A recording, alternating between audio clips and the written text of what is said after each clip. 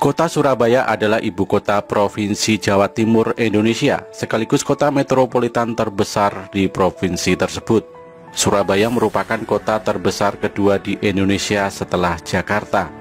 Kota ini terletak 800 km sebelah timur Jakarta atau 435 km sebelah barat Laut Denpasar, Bali. Surabaya terletak di pantai utara Pulau Jawa bagian timur dan berhadapan dengan Selat Madura serta Laut Jawa. Surabaya memiliki luas sekitar kurang lebih 326,81 km persegi dan 2.970.843 jiwa penduduk pada tahun 2020. Daerah metropolitan Surabaya yaitu Gerbang Kertosusila yang berpenduduk sekitar 10 juta jiwa adalah kawasan metropolitan terbesar kedua di Indonesia setelah Jabodetabek. Surabaya dan wilayah Gerbang Kertosusila dilayani oleh sebuah bandar udara, yakni Bandar Udara Internasional Juanda yang berada 20 km di sebelah selatan kota, serta dua pelabuhan, yakni Pelabuhan Tanjung Perak dan Pelabuhan Ujung.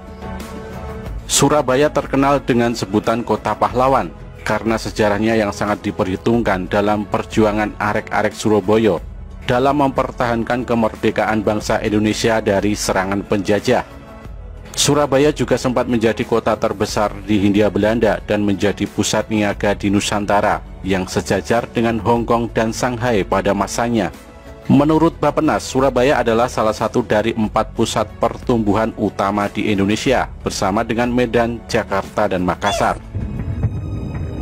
Kata Surabaya sering diartikan secara filosofis sebagai lambang perjuangan antara darat dan air.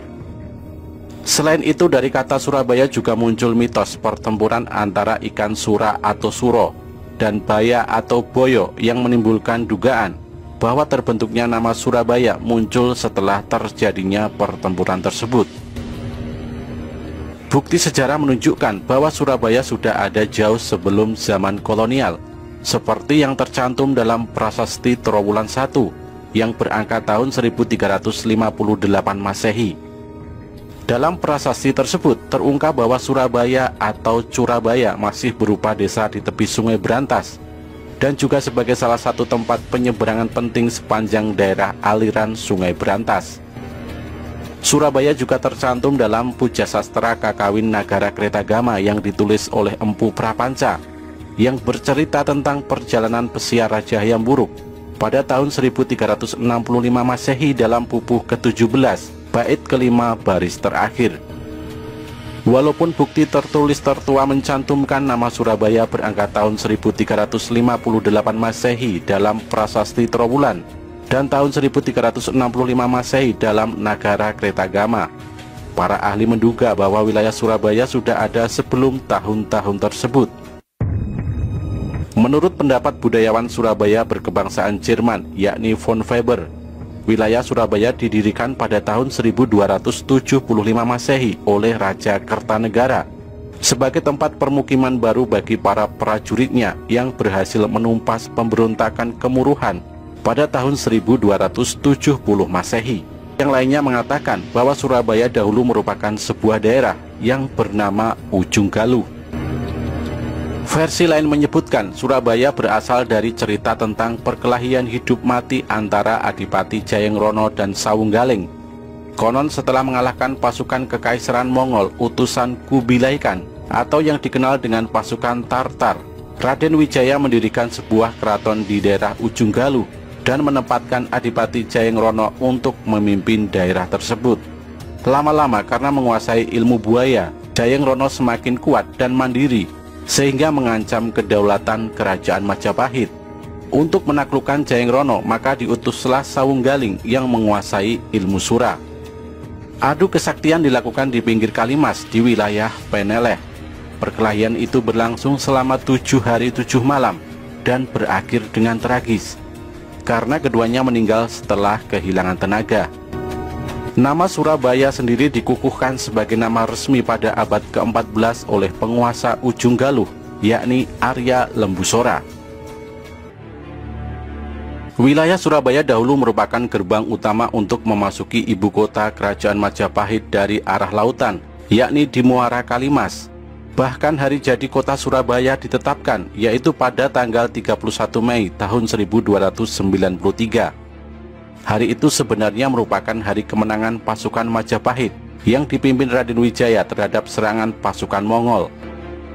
Pasukan Mongol yang datang dari laut digambarkan sebagai sura atau ikan hiu atau berani, dan pasukan Raden Wijaya yang datang dari barat digambarkan sebagai baya atau buaya atau bahaya. Jadi secara harfiah diartikan berani menghadapi bahaya yang datang mengancam. Maka hari kemenangan itu diperingati sebagai hari jadi Surabaya.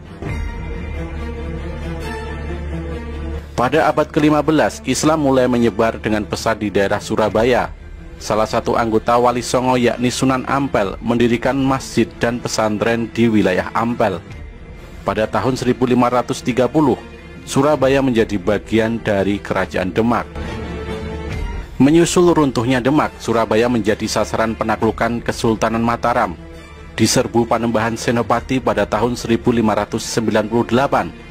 Diserang besar-besaran oleh Panembahan Sedo ing Krapyak pada tahun 1610.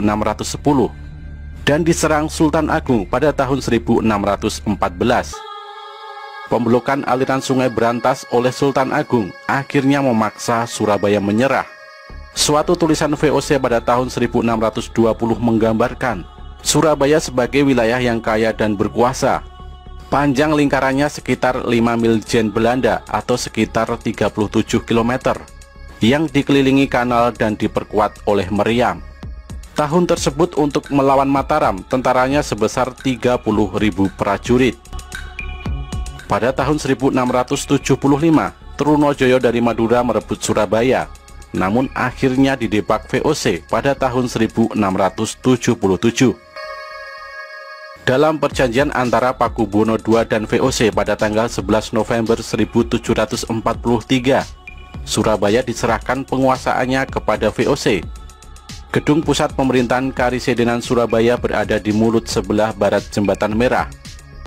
Jembatan inilah yang membatasi permukiman orang Eropa waktu itu, yang ada di sebelah barat jembatan dengan tempat permukiman orang Tionghoa, Melayu, Arab, dan sebagainya, yang ada di sebelah timur jembatan tersebut. Hingga pada tahun 1900-an, pusat kota Surabaya hanya berkisar di sekitar Jembatan Merah saja.